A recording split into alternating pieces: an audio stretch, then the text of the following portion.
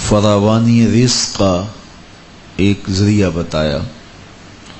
فَقُلْتُ اسْتَغْفِرُوا رَبَّكُمْ إِنَّهُ كَانَ غَفَّارًا يُرْسِلِ السَّمَاءَ عَلَيْكُمْ مِدْرَارًا وَيُمْدِدْكُمْ بِأَمْوَالٍ وَبَنِينَ وَيَجْعَلْ لَكُمْ جَنَّاتٍ وَيَجْعَلْ لَكُمْ أَنْهَارًا. کہا میں تمہیں یہ کہتا ہوں کہ تم استغفار کرو اللہ کے حضور، وہ بخشنے والا ہے. تو پھر وہ کیا کرے گا جب تم استغفار کرو گے تو اس کے نتیجے میں کیا نصیب ہوگا؟ تو کہا کہ تمہارے اوپر موسلا دار بارشیں برسیں گی، سرسبز کھیتیاں نصیب ہوں گی، تمہیں صالح اولاد بھی عطا کرے گا، بہتی ہوئی نہریں بھی دے گا، باغات بھی دے گا، اور تمہیں اموال کی کثرت بھی نصیب کرے گا.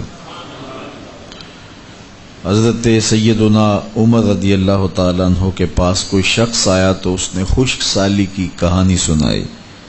تو آپ نے اس کو کہا استغفار پڑھا کرو. پھر کوئی اور شخص آیا، اس نے کہا کہ اولاد نہیں ہے، تو آپ نے کہا استغفار پڑھا کرو. پھر ایک شخص آیا، اس نے کہا کہ مالی مشکلات میں مبتلا ہوں، تو آپ نے فرمایا استغفار پڑھا کرو. شخص نے کہا کہ باغوں میں پھل نہیں ہیں، تو کہا کہ استغفار پڑھا کرو. تو کسی نے آپ سے پوچھا کہ ہر آنے والے کا مسئلہ الگ تھا لیکن دوا ایک جیسی تجویز کی.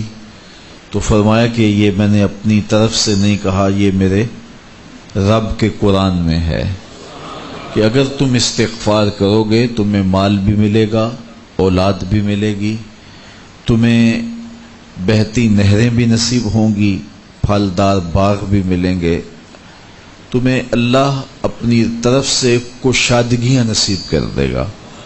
اس لیے کثرت کے ساتھ استغفار کرنے سے گناہ تو مٹتے ہی مٹتے ہیں اور بہت ساری مادی برکات نصیب